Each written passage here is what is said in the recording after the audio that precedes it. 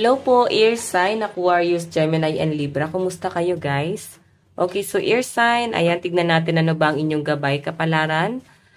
Okay, Air Sign, paalala lang din po na ang reading natin ay general reading lamang. So, take what resonates and leave what doesn't, okay? Air Sign, Aquarius, Gemini, Libra, gabay, kapalaran po, Spirit Guide. So, guys, meron tayong relieve the pressure. Okay. Okay, so air sign, mukhang hindi mo maiwasan ang hindi mag-init ang ulo ngayong araw, no? Ang dami nyo guys, pressure. Nakikita ko na ang dami mo ring stress. Nasa-sense ko rin sa inyo guys na parang, yun nga, napipressure ka sa isang bagay. Okay? Na kung ano man yung pinopurso mo ngayon.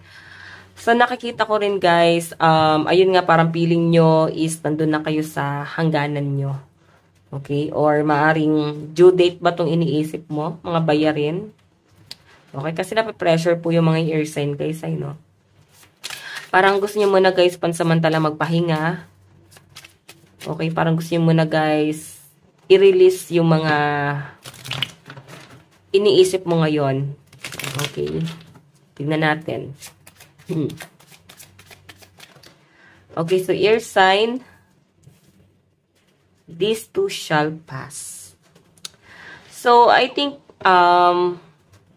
nakikita ko sa inyo, nandun ka sa point na parang meron kang paghihirap na nararanasan ngayon. Okay?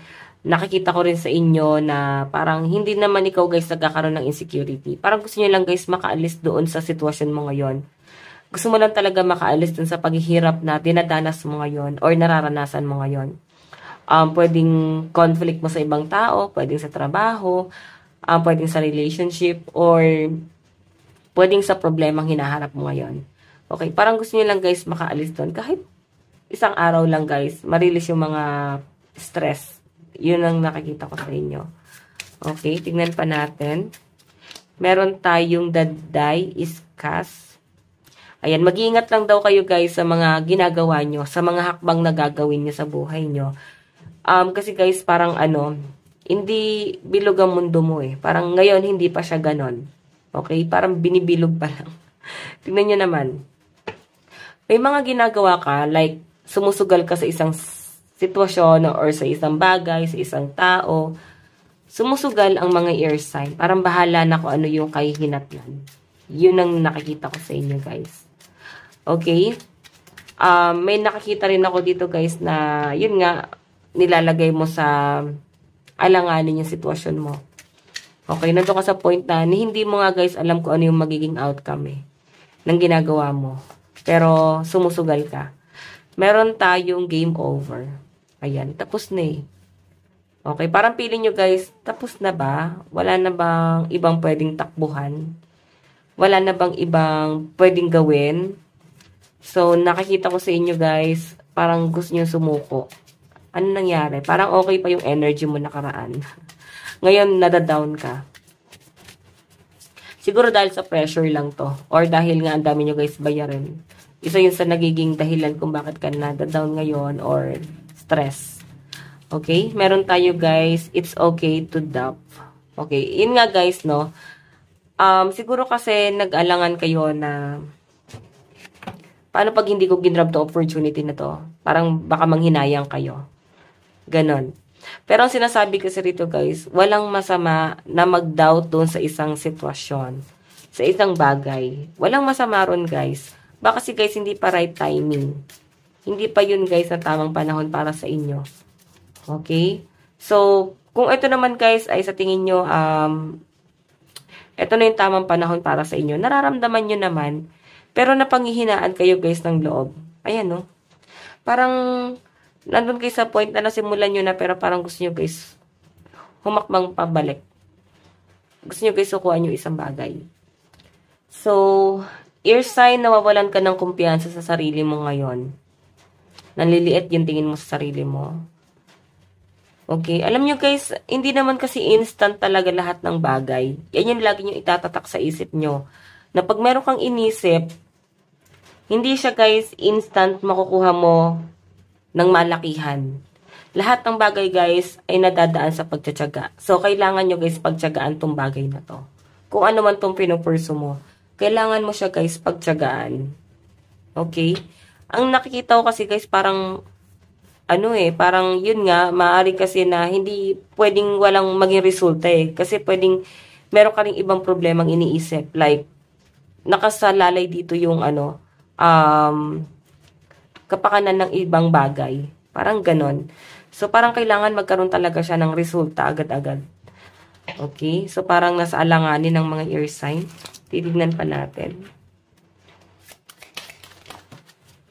So, meron tayo guys, 3 of coins, collaboration, focus, effort, common goals. So, may nakakita naman ako air sign na may tumutulong po sa inyo. Ang kailangan nyo lang talaga dito guys, mag-focus ka doon, lalo na kung nag-e-effort sila guys para tulungan ka. Okay? Kasi same kayo guys ng goal eh. Okay? Kung ano yung goal mo sa buhay, yun din guys yung goal na tong taong to. Okay? Kung sa relationship to guys, same kayo ng goal.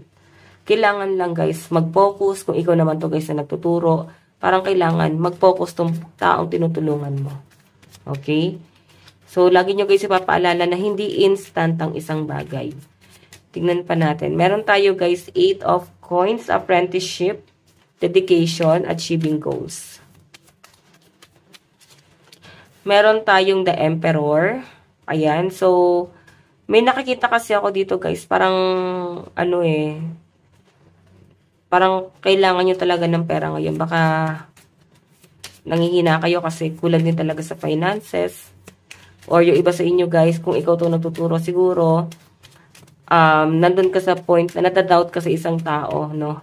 Doubt ka sa isang tao, baka kasi guys, iniisip mo, ano yung intention na tong taong to? Kasi emperor pa yung energy mo rito. Okay, matigas po ang energy mo. Meron tayo guys, 6 of swords. May nakita ko relocation. Meron tayong king of wands, natural leader. Innovative, visionary. So, king of wands kasi guys, passion. Ano ba tong gusto mong gawin? Okay? So, guys, sa mga air sign, normal naman talaga ang leader type, no? Parang normal sa inyo yung pagiging leader, business-minded. Minsan kasi guys, ang mga air sign talaga matataas yan eh. Like, sila yung boss, madalas sila yung may mga malawak mag-isip kasi itong mga air sign, pero sila din guys yung mas pressure. Okay, sabi ko sa inyo guys, ito pressure yung energy mo. Madalas kayo rin guys yung para bang stress, ang dami nyo kasi guys iniisip. Okay, nakikita ko rin naman guys yung pagiging practical nyo, pero minsan kasi guys hindi tama yung action na nagagawa nyo, kaya minsan nalalagay mo yung sarili mo sa alanganin. Okay, so tignan pa natin guys, usog lang natin to.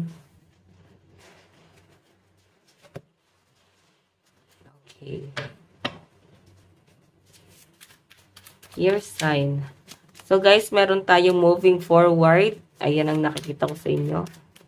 Moving forward. Meron tayong page of wands. Okay. So, alam nyo guys, enjoy mo lang daw. Huwag ka masyadong ma-pressure. So, bakit ba kasi kayo ganito guys? Enjoy mo lang. Nakikita ko kasi sa inyo guys, nada-down ka eh. Nandun ka sa kawalan. So, pagka ganyan ka weak yung energy mo, tanongin mo yung sarili mo, kaya mo bang bumuhat ng malaking responsibilidad? Kung ganito ka hina yung ano mo, sarili mo. What I mean, ganito ka weak yung emotion mo. Like, sobrang emotional, guys. Okay, malaking responsibilidad, hindi nyo guys kayang pasanin pag ganyan kayo. So, kailangan dito guys, diba, parang alam nyo guys kung paano nyo sasolusyonan. Okay? Sa halip na mag-overthink lang kayo na mag-overthink sa problema, isipin nyo guys, ano yung magiging solusyon. So guys, tignan pa natin ano bang inyong advice. Meron tayong, your inner world is safe. Embracing all your emotion to create a state of flow. Diba? So, guys, ano to eh, parang sinasabi nga rito, kung napaka-emotional mo ngayon, i-enjoy mo yan. Kasi pagdating ng araw, worth it yan. Nalampasan mo yan. Lucky number mo is 7 and 4. Ito lang ang inyong reading. Maraming salamat po. Bye-bye.